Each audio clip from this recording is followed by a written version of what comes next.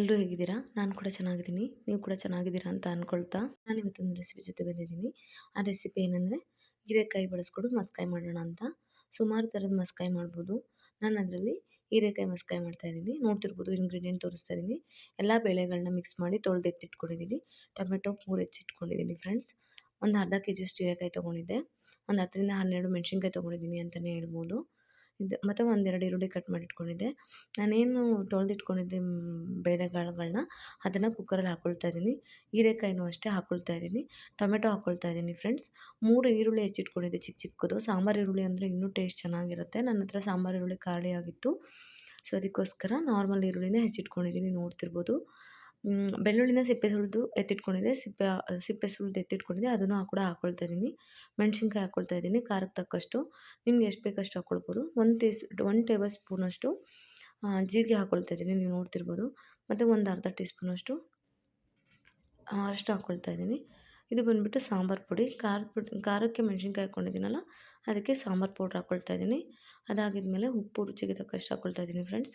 ಇದೆಲ್ಲನೂ ಮಿಕ್ಸ್ ಮಾಡಿ ಸ್ವಲ್ಪ ನಮಗೆ ಎಷ್ಟು ಬೇಕೋ ಕನ್ಸಿಸ್ಟೆನ್ಸಿಗಷ್ಟು ನೀರು ಹಾಕಿ ಮುಚ್ಚಿಟ್ಟು ಒಂದು 3 ವಿಷಲ್ ತೆಗೆಸ್ಬೇಕು. ಬೇಳೆ ಏನಿದೆ ಅದಕ್ಕೋಸ್ಕರ ನೀಟಾಗಿ ಬೇಯಬೇಕಂತ.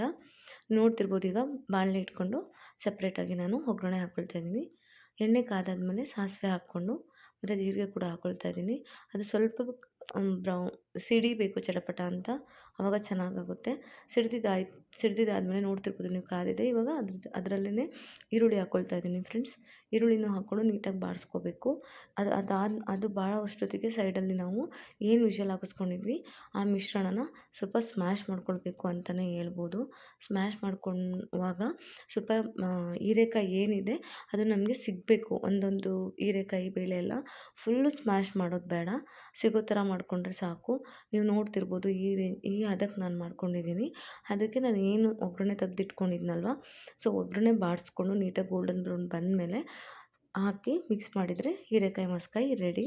ಇದನ್ನು ಮುದ್ದೆ ಜೊತೆ ಆಗ್ಬೋದು, ಅನ್ನದ ಜೊತೆ ಆಗ್ಬೋದು ಯೂಸ್ ಮಾಡ್ಬೋದು. ಚೆನ್ನಾಗಿರುತ್ತೆ, ಒಳ್ಳೆ ಟೇಸ್ಟಿಯಾಗಿರುತ್ತೆ. ನೀವು ಕೂಡ ಮನೇಲಿ ಒಂದ್ಸಲ ಟ್ರೈ ಮಾಡಿ. ಈ ವಿಡಿಯೋ ನೋಡಿದ್ದಕ್ಕಾಗಿ ಧನ್ಯವಾದಗಳು. ನೆಕ್ಸ್ಟ್ ವಿಡಿಯೋದಲ್ಲಿ ಸಿಗ್ತೀನಿ friends. Thank you. Bye bye.